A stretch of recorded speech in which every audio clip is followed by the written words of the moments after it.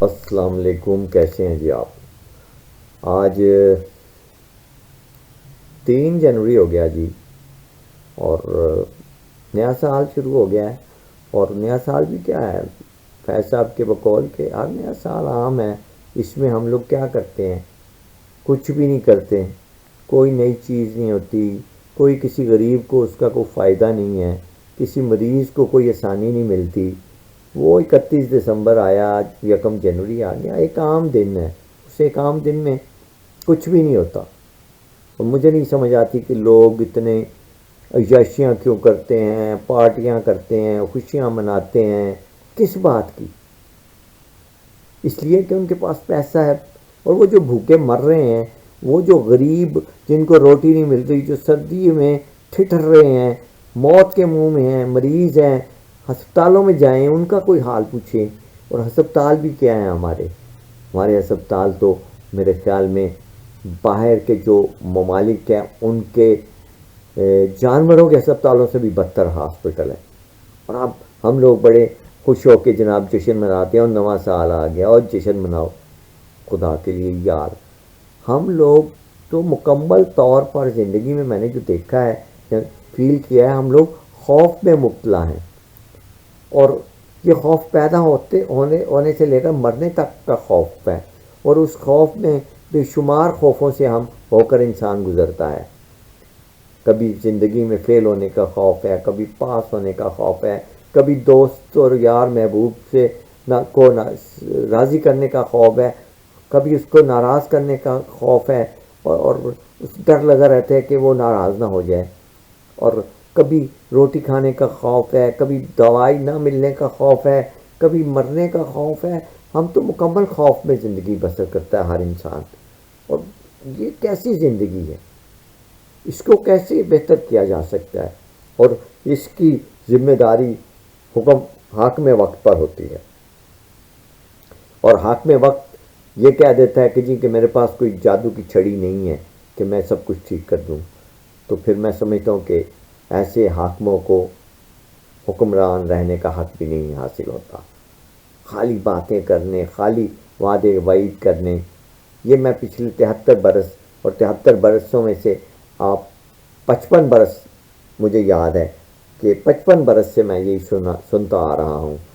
ایوب کا آخری دور تھا، یحییٰ خان کا شروع کا دور تھا جب میں نے ہوش سنبھالا۔ 71 کا سقوط ڈھاکہ دیکھا، اور 73 کا آئین بنتے دیکھا،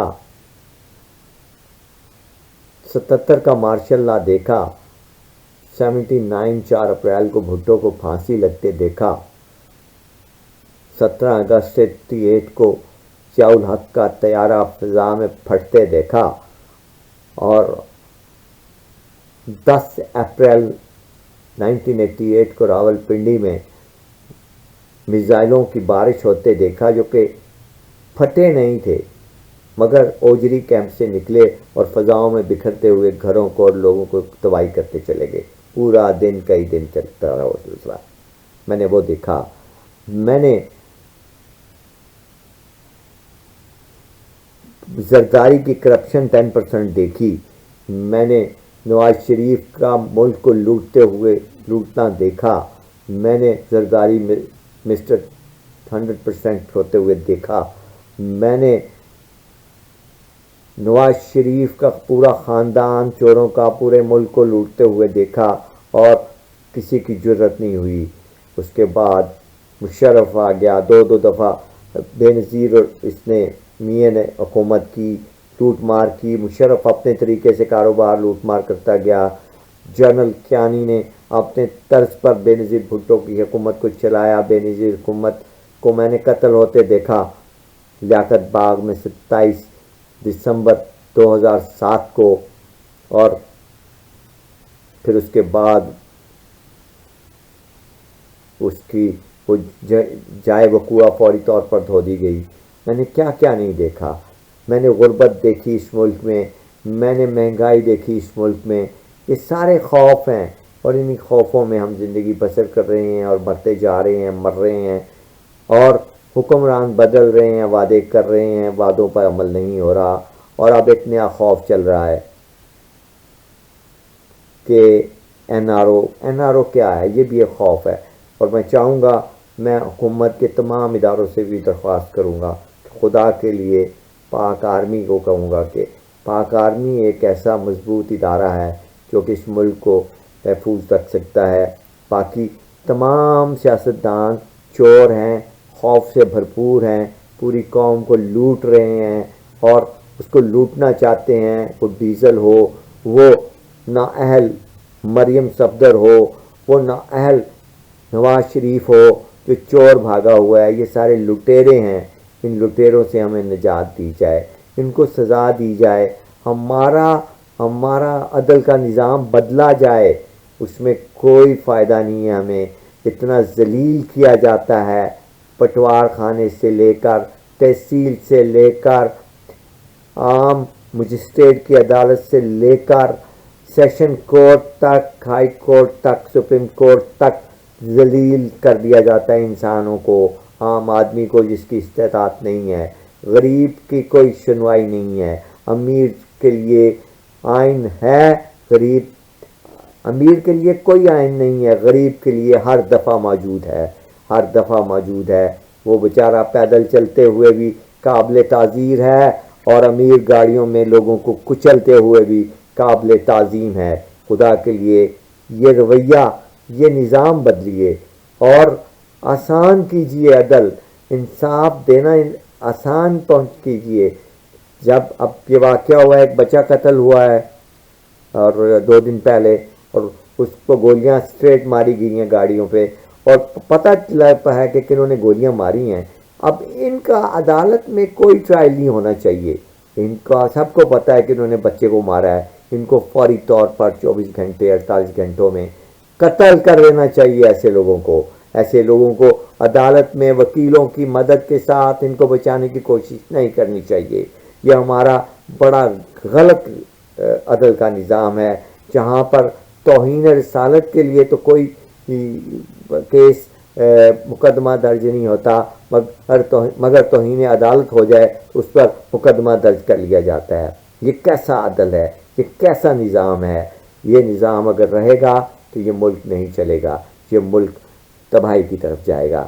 اگر آپ نے اس ملک کو ٹھیک کرنا ہے تو صرف ایک کام کیجئے، اپنا نظام عدل درست کر لیجئے۔ پرانا انگریز کا دیا ہوا نظام جو آج سے 200 سال پرانا ہے، جو کہ اس نے اپنی سہولت کے لیے بنایا تھا، آج تک ہمارے حکمران اس کو استعمال کر رہے ہیں، اس کو ختم کیا جائے، آسانیاں دی جائیں عدل و انصاف میں، اور اسلام کا نظام، اسلامی نظام لایا جائے۔ چور ہے، پتہ ہے چور ہے، اس کا ہاتھ کاٹیں۔ قاتل ہے، پتہ ہے کہ وہ قاتل ہے، اس کا سر کاٹیں چوک میں۔ یہ جو نیا 1-2 ایسے واقعات آپ کریں گے، آپ کا عدل کا نظام ٹھیک ہو جائے گا۔ یہ کالے کوٹ پہن کر اور سروں پر ٹوپیاں رکھ کر جو یہ عدل اور انصاف دینے والے ہیں، یہ ڈرامہ ہے، یہ بھی خوف ہے، یہ جھوٹ ہے۔ اور میں تمام اداروں سے کہوں گا، خاص طور پر پاکستان آرمی اور جو وقت کے حکمران ہیں، کہ خدا کے لیے اس پر غور کیا جائے اور پاکستان کو لٹیروں، چوروں اور ڈاکوؤں سے بچایا جائے، اور انہیں کوئی این آر او نہ دیا جائے، انہیں کچل دیا جائے سختی سے۔ شاید کچھ لوگوں کو میری باتیں بری لگیں، لیکن یہ میرے دل کی آواز ہے، یہ میرا دکھ ہے، یہ میرا کرب ہے، جو مجھے اندر یہ اکسا رہا ہے کہ یہ جو کچھ ہو رہا ہے بہت زیادتی ہو رہی ہے عام آدمی کے ساتھ، غریب آدمی کے ساتھ، جس کے پاس کچھ نہیں ہے۔ خدا کے لیے اس سے مت لوٹو۔ پہلے اس کے کپڑے اتارے گئے مہنگائی کے، اب اس کی بدن سے چمڑی بھی چھین لی جا رہی ہے اور اس کی ہڈیوں کا ڈھانچہ بن کے رہ گیا ہے۔ میں بڑی تکلیف میں ہوں، اس سے زیادہ میں بات نہیں کروں گا۔ اللہ پاک پاکستان کو قائم و دائم رکھے۔